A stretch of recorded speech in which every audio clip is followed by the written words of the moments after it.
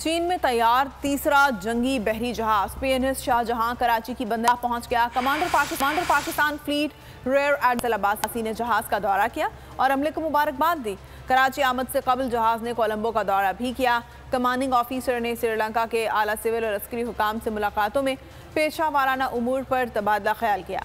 तर्जुमान पाक बहरिया के मुताबिक PNS शाहजहां जदीद हथियारों और सेंसर्स से लैस है। समंदरों का दिफा मजीद मजबूत होगा। अदलो इंसाफ की बात सब करते हैं, पर हकीकत में सच के साथ निडर होकर खड़े रहने की जुर्रत नजर नहीं आती। बोल ने तश्कील दी 10 कोर्ट रिपोर्टर्स की टीम, जो केस की बेस तक जा पहुंचे। पैनल पे सफ़े अव्वल के legal experts. Court round up Neelam Arshad के साथ सिर्फ बोल पे।